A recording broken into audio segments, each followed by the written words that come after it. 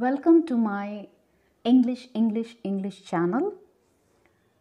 Today we are going to see class 10th second poem Fire and Ice written by Robert Frost. First I will read the poem, then I will explain the poem. Some say the world will end in fire. Some say in ice. From what I've tasted of desire, I hold with those who favor fire. But if it had to perish twice, I think I know enough of hate to say that for destruction, ice is also great and would suffice. About Robert Frost. Robert Frost is an American poet and he was born in San Francisco, USA. He also died in Boston, USA. But initially, his works were published in England. In all his works, he depicts the rural life of England in his American colloquial language. So he is also a philosophical poet. He's also a philosophical poet and he has won 4 times Pulitzer Award. He has been recognized as Poet Laureate of Vermont. And not only that, he has got Congressional Gold Medal also. This is about Robert Frost, and we have read some of his poems also, like Road Not Taken and Walking by Woods on a Snowy Evening. Now, coming to the explanation of the poem, fire symbolizes strong desire, like lust, greed. These are all strong desires, and ice symbolizes hatred. Okay, so he's saying there is always a talk that the world will end in fire or the world will end in water. So here he is saying the world will end in fire.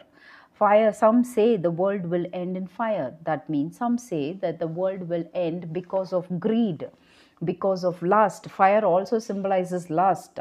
And some people say that the world will end because of hatred.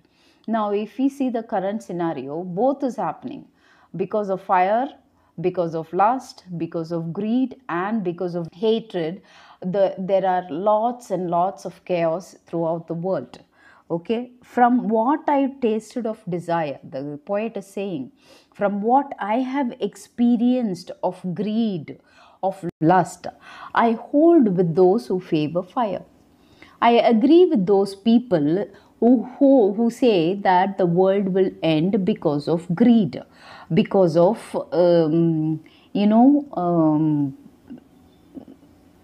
strong emotions. These are all strong emotions. Okay, greed, these are all extreme words we use. Greed and lust and hatred, these are all extreme emotions, and these are all the words this is used by the poet to tell the extreme conditions of people who wants to destroy the world. And the natural calamities also, fire is also extreme. When it comes as forest fire, it destroys the whole area. When flood comes, it destroys the whole area. Then he's saying, but if it had to perish twice, he's saying, if it had to be destroyed twice, if the world has to be destroyed twice, perish is destroyed, I think I know enough hate. The poet is saying that he has not only experienced from others, but maybe he would also have felt it. So to say that for destruction, ice is also great. Okay, to destroy the world, even that hatred is enough, he's saying, and would suffice. Suffice means enough. Okay, so he's saying if the world has to end twice, then I would think that the hatred in people will destroy the world, and I am okay with that. That is what Robert Frost is saying. Now let us look into the poetic devices. You see here, some say the world will end in fire. Some people will say the world will end in fire. Immediately our imaginations will start working. Okay, it will give you all that the world ending in fire, the world ending because of greed, of wars happening. So this is an imagery. Some say the world will end in fire is imagery. Then we have repetition of vowel sound. See there, hold, those, who, favor. Everywhere O sound is repeated. Hold, those, favor. Okay, who. So this is known as, when a vowel sound is repeated in a line, it is known as assonance.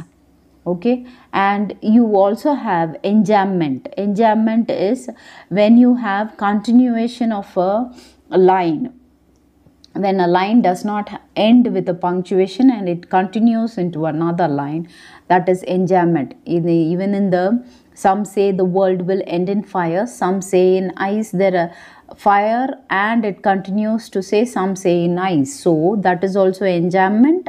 And from what I've tasted of desire, I hold with those who favor in fire, that is also enjambment.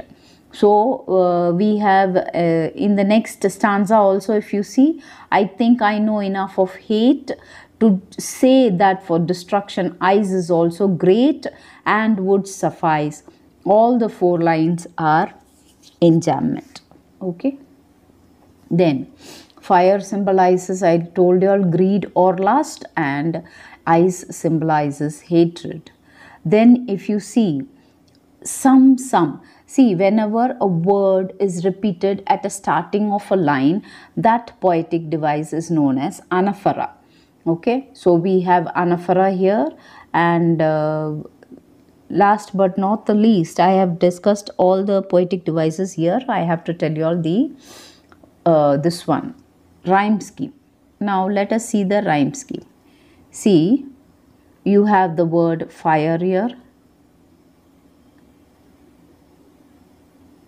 fire, and desire. So fire and desire rhymes with each other. Ice, if you see, it is not rhyming, so you're giving B. And again fire, so the rhyme scheme is A, B, A. Okay, then next, twice and ice, suffice. All those are, you can give it as a repetition of A, B, C, like that, or you can give it as a C, D, E, like that. So mostly in exams they will ask you 4 lines, so you can give the alphabet as A, hate is B, ice is again A, great is B, and this one is C, A. So logically, if you see A, B, A, that only. The poetic device throughout this poem is A, B, A. Okay, that is the end of the poem Fire and Ice. If you like this poem, if you like this explanation, please give a thumbs up sign and please share, subscribe.